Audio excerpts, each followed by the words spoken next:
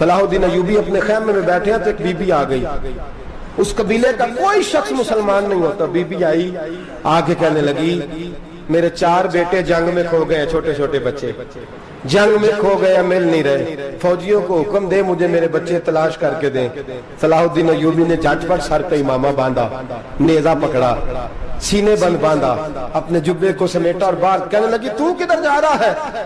کہنے لگا میں خود تیرے بچے تلاش کر کے دوں گا۔ صلاح الدین چند سپاہی ساتھ گلی گلی نکلے، گلی گلی فجر کے نکلے، اثر ہو گئی، تھک گئے، 2 نمازیں صحرا میں پڑھی، جنگل کے اندر پہنچے تو ایک کونے میں 4 بچے ایک جگہ ڈرے اور سہمے ہوئے بیٹھے ملے، صلاح الدین ایوبی اٹھا کے لائے، ماں کو کہنے لگے تیرے بچے ہیں، نکلا اس لیے تھا کہ میرے نبی نے فرمایا بچے جدا ہوں تو ماں کو درد بڑا ہوتا ہے، اور میرے رسول نے فرمایا تھا جب جنگ کرنے جاؤ تو کھیت برباد نہ کرنا، فصلیں تباہ نہ کرنا، بچوں کو ماں سے جدا نہ کرنا۔ فرمایا میں سوچ رہا تھا تیرے بچے کہیں میری وجہ سے جدا ہو گئے تو مصطفیٰ کو جواب کیا دینا؟ فرمایا تیرے بچے ڈھونڈ کے لایا ہوں۔ بچے ماں کے پاس آنے لگے تو ماں نے بڑے بیٹے کے منہ پہ تھپڑ مارا، کہتا ہے اماں کیا ہوا؟ کہنے لگے تو نے سنا نہیں کہ دشمن کے بچوں کی اتنی حفاظت کرتا ہے، میرے پاس نہ جا، اس کے قدموں میں بیٹھ جا، جس نبی کے غلام اتنے سچے ہیں وہ نبی کتنا سچا ہوگا۔ بنو قریظہ اور بنو نذیر 2 محلے تھے یہودیوں کے، یہودیوں نے بڑی عہد شکنی کی تو نبی پاک صلی اللہ علیہ وسلم نے ان کو بے دخل کر دیا، مدینے سے نکال دیا، مدینہ منورہ سے۔ یہودی نکل گئے مدینہ طیبہ سے، تو جب وہ نکل کے جا رہے تھے تو ان کے مکان، ان کے باغ، ان کی جائیدادیں بچ گئیں۔ نبی پاک علیہ السلام نے انصار مدینہ کو پہلے بلایا، جاگ رہے ہیں نا آپ لوگ؟ پیسے آتے کسی کو برے لگتے ہیں؟ اب تو یہ بھی حلال حرام کی تمیز بھی اٹھتی جا رہی ہے، جائیداد، باغ، مال، علاقہ خالی ہوا ہے، وہ چلے گئے، لوگ تو ڈھونڈتے پھرتے ہیں۔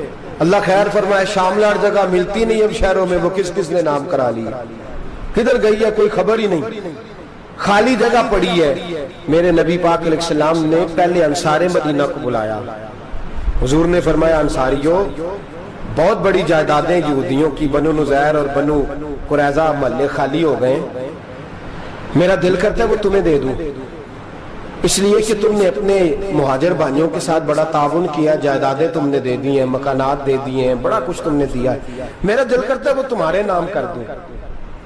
تو انصار مدینہ کیا کہنے لگے یا رسول اللہ دے تو ہم نے دیا ہے پر وہ بیچارے جھچکتے ہی رہتے ہیں، وہ جھچکتے ہی رہتے ہیں، کھل کے ہماری چیزیں استعمال نہیں کرتے، تو حضور ہم تو پہلے ہی انصار ہیں، ہمارے پاس بڑا کچھ ہے، آپ مہربانی فرمائیں وہ سارا کچھ مہاجروں کو دے دے مہاجرین کو، ہمیں نہیں چاہیے۔ اب چلے گئے بات کر کے، میرے حبیب پاک نے مہاجروں کو بلا لیا، فرمایا بنو نذیر اور بنو قریظہ قبیلے کی جائیدادیں آئی ہیں، تمہارے پاس بظاہر جو چیزیں ہیں بھی وہ بھی انصار مدینہ کی ہیں، تو میرا یہ خیال ہے کہ وہ سارا کچھ تمہیں دے دیا جائے۔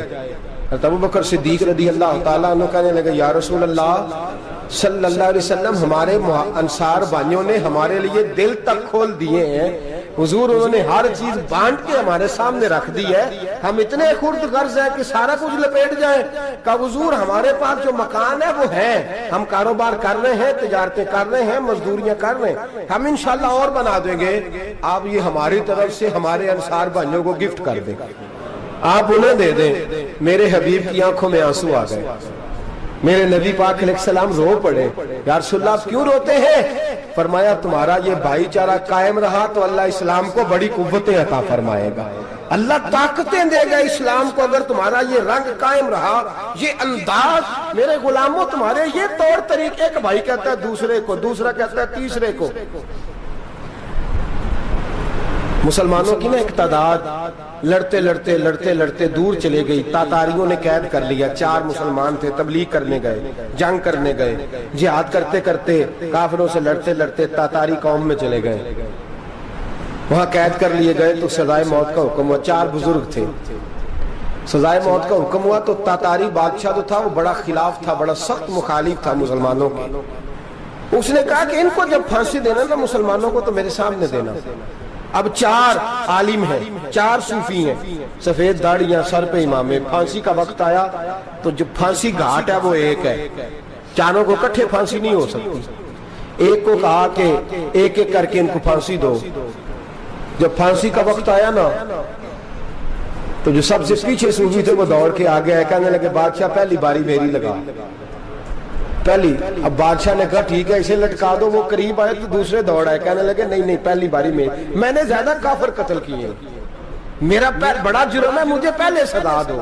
ان کو پھانسی دینے لگے تو تیسرے آ گئے, کہنے لگے نہیں یہ تو میرا قتل کرتا تھا, رستے میں بتایا کرتا تھا, ڈھونڈ کے میں بتلاتا تھا کہ یہاں زیادہ تعداد ہے, مجھے پہلے پھانسی دو.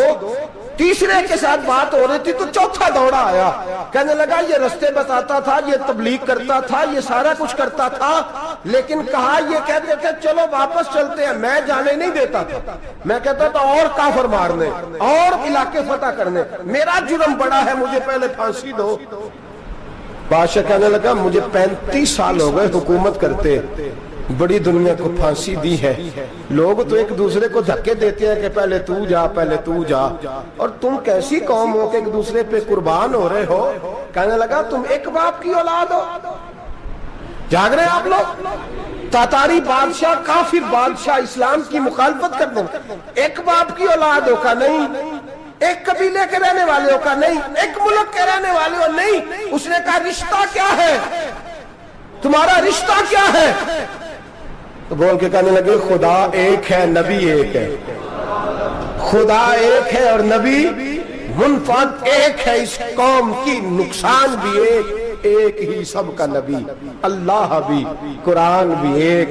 کیا ہی اچھا تھا ہوتے اگر مسلمان بھی ایک, یوں تو سید بھی ہو مرزا بھی ہو افغان بھی ہو, تم سبھی کچھ ہو بتاؤ کہ مسلمان بھی ہو. فرمایا ہمارا اللہ ایک ہے نبی ایک ہے. تو کہا پھر ایک دوسرے پہ جان کیوں دیتے ہو؟ فرمایا ہمارے نبی نے ہمیں بھائی بھائی بنا دیا ہے, بھائی کا دل نہیں کرتا اس کی آنکھوں کے سامنے بھائی چلا جائے, ہمارا دل نہیں کرتا پہلے مجھے دے پہلے مجھے دے. بادشاہ کہنے لگا تمہارا جذبہ مجھے متاثر کر گیا, جاؤ میں تم چاروں کو آزاد کرتا ہوں, تمہیں آزاد کرتا ہوں. میرے دوستو یہ رنگ تھا, دیکھیں نا, یہ اس دھرتی نے نظام دیکھا ہے نا, اس فلک میں پہلی بار دیکھا, اس زمین نے پہلی بار. اور میرے حضرت صاحب فرمایا کرتے تھے زمین تڑپ کے روئی, اس نے پہلی دفعہ دیکھا. احد کا میدان ہے, 3 صحابہ تپتی ہوئی زمین پہ زخموں سے چور چور پڑے ہیں.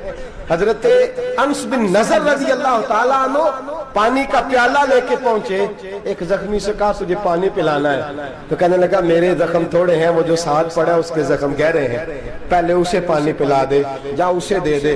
اس کے پاس پہنچے تو وہ کہنے لگا وہ مجھ سے پہلے گرا تھا, اس کا زخم زیادہ گہرا ہے, اسے پانی پلا. تیسرے کے پاس گئے تو کہنے لگا چوتھا تڑپ زیادہ رہا ہے, اس کی عمر زیادہ ہے, میں تو جوان ہوں برداشت کر لوں, بڑھاپے کی وجہ سے نڈھال ہو گیا, پہلے اسے پانی پلا. چوتھا کہنے لگا 5ویں کے پاس جا, 5واں کہنے لگا 6ٹھے کے پاس جا. حضرت انس بن نضر کہتے میں رو پڑا, میں نے کہا محمد کے غلاموں, رسول نے تمہیں کیسا جذبہ دے دیا ہے, زبانیں پیاس سے باہر ہے لیکن تمہاری اخوت مرتے دم تک قائم ہے. کہتے میں 7ویں کے پاس گیا تو کہنے لگا اگر 6 قربانی دے سکتے ہیں تو مجھے خود غرض نہ سمجھ, میں نے نہیں پانی پینا, جا پہلے کے پاس لے جا. کہتے میں پہلے کے پاس آیا تو روح پرواز کر گئی, دوسرے کے پاس آیا تو روح پرواز کر گئی, میں 7ویں تک آیا تو انتقال کر گئے. کہتے ہیں پانی کا پیالہ میں نے اٹھایا اور میں نے زمین پہ رکھا تو میں نے کہا پانی گوا رہنا, محمد کے غلام مر تو جاتے ہیں پر ایک دوسرے کا خیال بڑا رکھا کرتے ہیں, گوا رہنا یہ مر جایا کرتے لیکن ایک دوسرے کا درد. میرے دوستو لٹا ہوا برما, روتے ہوئے مسلمان, سسکیاں اور آہیں لیتی ہوئی مائیں پوچھتی ہیں اے خاصا اے خاصان رسول, وقت دعا ہے, امت پہ تیری آ کے عجب وقت پڑا ہے.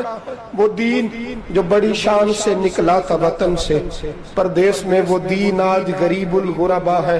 فریاد ہے اے کشتی امت کے نگہباں, بیڑا یہ تباہی کے قریب آن لگا ہے. اور کیا خوبصورت جملے کہے تھے کہ نبی پاک صلی اللہ علیہ وسلم نے, حضور نے فرمایا تھا میرا مومن ایک جان کی طرح ہوتا ہے, ایک جان کی طرح ہوتا ہے. ایک کو تکلیف ہو جسم کے ایک حصے کو, سارا حصہ پریشان ہوتا ہے. فرمایا یہ ایک مکان کی طرح ہے, ایک اینٹ دوسری اینٹ کو مضبوط کرتی ہے.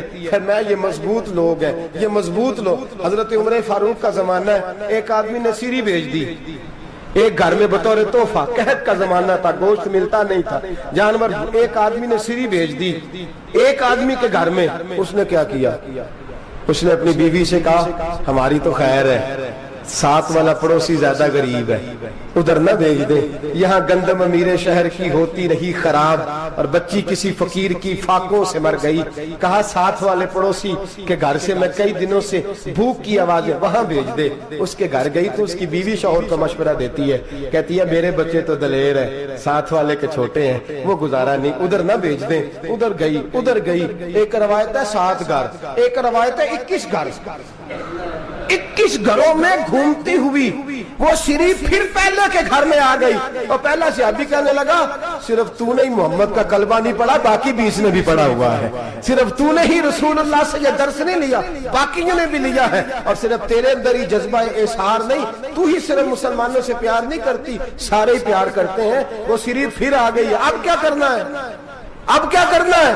تو امام نبوی نے لکھا ہے، وہ کہنے لگی کرنا کیا ہے؟ پکاؤں گی میں اور کھائیں گے 21 گھر، پھر بھی اکیلے نہیں کھائیں گے، پکاؤں گی میں اور کھائیں گے 21 گھروں کے مطابق شوربہ پکا، اور پھر برتن میں ڈال کے وہ بی بی ایک گھر کا دروازہ کھٹکھٹاتی ہے، کہتی ہے مصطفیٰ کے غلاموں نکلو باہر اور کھاؤ، اس لیے کہ جس نبی نے مجھے پیار کا حکم دیا اسی نے تمہیں بھی پیار کرنا سکھایا ہے، یہ رنگ چشم فلک نے سکھایا ہے۔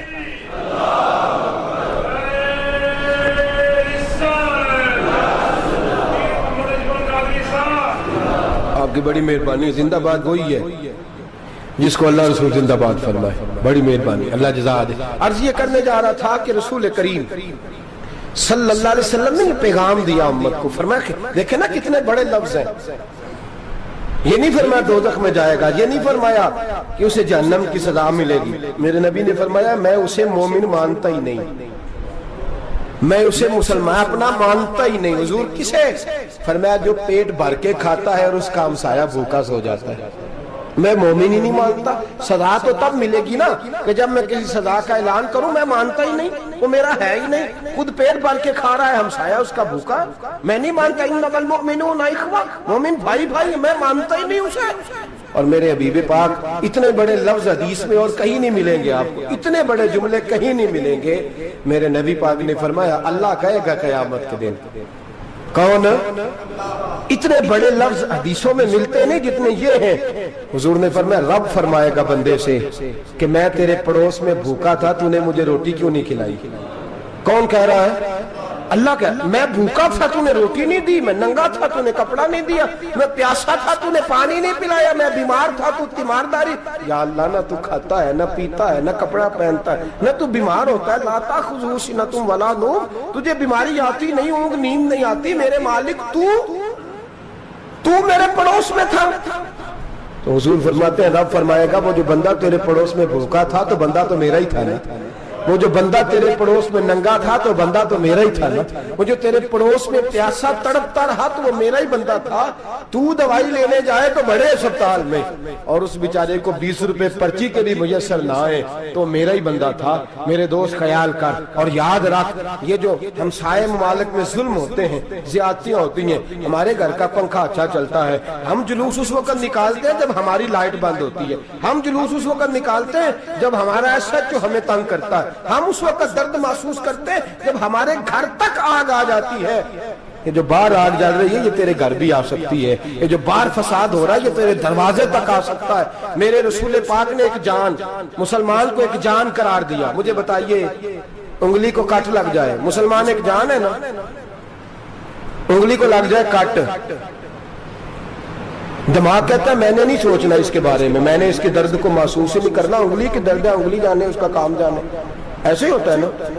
بولے پیروں سے کہتے ہیں، انگلی کہتی ہے چل ڈاکٹر کے پاس، پیر کہتے ہیں نہیں میں نے نہیں جانا، انگلی کا کام ہے انگلی جائے، ایسے ہی ہے نا۔ دل سے کہتے ہیں تو تڑپ تھوڑا سا، انگلی کو درد ہے، کہتے ہیں میں کیوں تڑپوں، انگلی کا ماما انگلی جانے، اس کا کام جانے۔ ٹیلی فون کرنا ہے ڈاکٹر صاحب کا پتہ کرنا ہے تو کان کہتے ہیں میں نے نہیں بات سننی ڈاکٹر صاحب کی، زبان کہتی ہے میں نے نہیں بولنا، انگلی جانے، ایسا ہوتا ہے۔ پیر احتجاج کرتے کہ میں نے ڈاکٹر کے پاس، میں کیوں چکر کھاتا پھروں ڈاکٹر کی دکان کی، انگلی کو درد ہے انگلی جانے، ایسا ہوتا ہے۔ بھئی میرے رسول پاک نے فرمایا مسلمان ایک جان ہے، تو درد برما کے مسلمانوں کو ہو رہا ہے تو پاکستانی کہہ رہے ہیں کوئی بات نہیں، وہ جانے ان کا کام جانے، ایک جان ہے نا، درد ہونا چاہیے، تکلیف ہونا چاہیے۔ پھٹے پہ باتیں ہوتی ہیں اس موضوع پہ، اسمبلی پہ گفتگو ہوئی ہے اس موضوع پہ، آپ کی صوبائی اسمبلیاں اس موضوع پہ بولی ہیں، آپ کے کونسل اس موضوع پہ بولے، ہم تو اپنی اپنی سیاستیں، اپنے اپنے تماشے، اپنے اپنے چکروں میں لگے ہوئے۔ وہ دریا کے اندر سسکتے مسلمان، بنگالی کہتے ہیں ہمارے نہیں، برمی کہتے ہیں ہمارے نہیں، پاکستانی کہتے ہیں ہمارے نہیں، ترکی کہتے ہیں وہ کس کے ہیں؟ وہ کس کے ہیں؟ وہ اللہ کے بندے ہیں، محمد عربی کے غلام ہیں صلی اللہ علیہ وسلم۔ لیکن میرے دوستو کیا ہمیں کیا غرض ہے، وہ جانے ان کا کام جانے۔ یہ جب تیرے پیروں تک آگ آئے گی پھر تجھے پتا چلے گا یہ بڑی سخت آگ ہے۔ آج جس کافر نے برما پر عرصہ دراز تنگ کیا ہے، مسلمان تھوڑے تھوڑے مفاد لینے کی خاطر نا، بنو عباس اور بنو امیہ کی جنگ چل رہی تھی، بنو عباس جو تھے وہ غالب آ گئے، بنو امیہ جو تھے ان کی حکومت ختم ہو گئی، تو عیسائیوں نے بنو امیہ سے کہا کہ ہم تمہارے ساتھ تعاون کرتے ہیں، ہم تمہارے ساتھ تعاون کرتے ہیں اور بنو عباس پہ غلبہ پا کے تمہیں حکومت دلاتے ہیں۔ بنو امیہ بڑی جدوجہد کر رہے تھے بادشاہی کے لیے، لیکن انہوں نے کہا کہ ہم لڑ رہے ہیں، کوشش کر رہے ہیں، لیکن ہمیں کسی کافر کی مدد کی ضرورت نہیں، ہم جتنا مرضی لڑیں لیکن کافروں کے ہاتھوں بنو عباس کو مروانے کو ہم تیار نہیں ہیں۔ ہمیں خبردار، تمہارا آپس کا معاملہ ہے، ہم خود نمٹ لیں گے، تمہیں اجازت نہیں دیتے تم اندر کودو اور کود کر کے تم فسادات پیدا کرو اور مسلمانوں کے اندر تقسیم کرو۔ میرے دوستو مسلمان کو سوچنا چاہیے، سوچ بڑی رکھنی چاہیے، گھر کی جنگ سے نکل آ، اب بہو ساز کے جھگڑے سے باہر آ جا، اب محلے کی سیاست چھوڑ کے باہر کا سوچ، اب اسلام کو تیری حاجت ہے۔ اب پوری دنیا جب مسلمان کو دیکھے نا، فیس بک یوز ہوتی ہے، اس پہ نوجوان جب اسلام کی بات کرنے لگے گا، اس پر جب بڑا اسلام کی بات کرنے لگے گا، پوری دنیا میں پیغام جائے گا کہ مسلمان اب جاگنے لگا ہے، مسلم خابیدہ بیدار ہونے لگا ہے، اب اس کی آنکھیں کھلنے لگی ہیں، اب یہ اپنے مذہب کی بات کرتا ہے، اب یہ اپنے ملک سے، صوبے سے، برادری سے نکل کر بولتا ہے، اب یہ کہتا ہے کہ بازو تیرا توحید کی قوت سے کبھی ہے، اسلام تیرا دیس ہے، تو مصطفی ہے، اب یہ بڑی سوچ رکھتا ہے، اب یہ عالمی بات کرتا ہے۔ میرے دوستو ہمارا تو حال یہ ہے، امام اعظم ابو حنیفہ کا فتویٰ ہے، آپ فرماتے ہیں جو مولوی عالمی حالات سے باخبر نہ ہو وہ جمعے کی تقریر نہ کرے، وہ مسلمانوں کی رہنمائی نہیں کر سکتا۔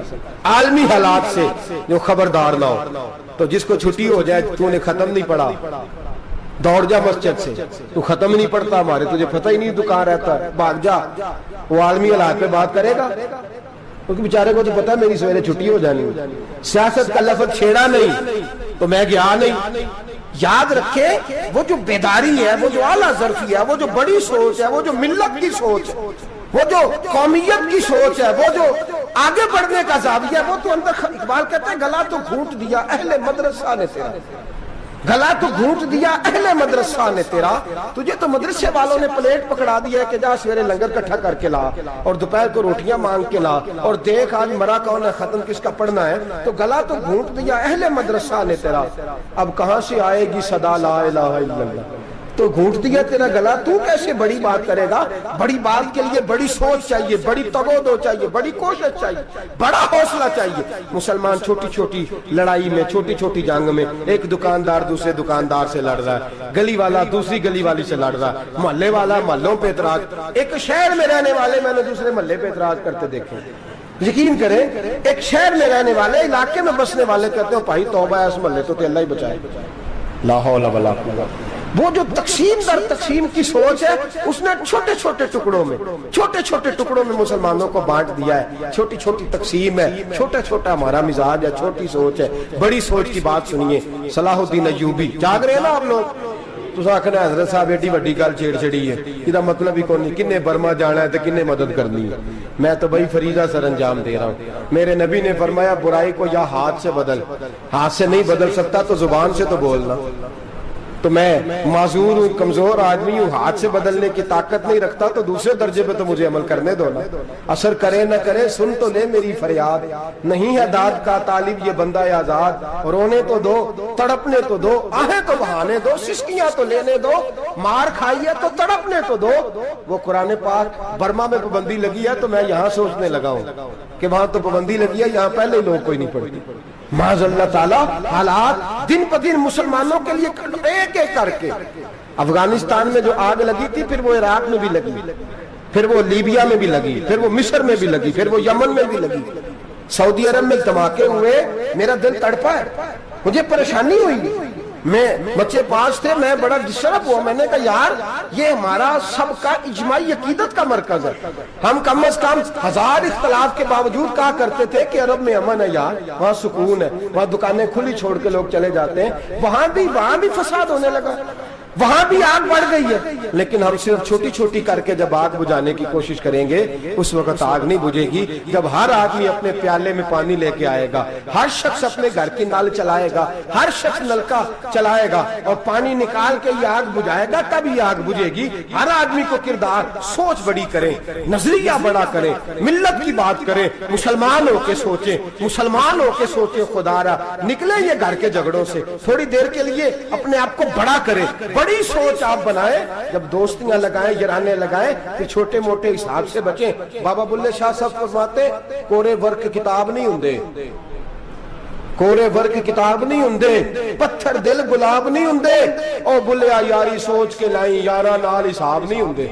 پھر ذرا نکلے اس حساب کتاب سے بات، بلیا یاری سوچ کے لائیں، یارا نال حساب نہیں ہوندے۔ پھر ذرا بڑا ذہن کریں، چھوڑے اپنے حساب، یبصرون علی انفسہم ولنبلونکم بشیء من الخوف والجوع ونقص من الاموال والانفس والثمرات۔ پھر حساب کتاب سے نکلے، پھر امام علی مقام کی طرح یہ سوچ بنائیں کہ حسین کے بچے چلے جائیں تو کوئی حرج نہیں، امت پر آنچ نہیں آنی چاہیے۔ ایک امام علی مقام، کل تک امام میدان میں کھڑے تھے تو اکیلے تھے، لیکن آج پوری دنیا کہتی ہے حسین ہمارا ہے، حسین ہمارا ہے۔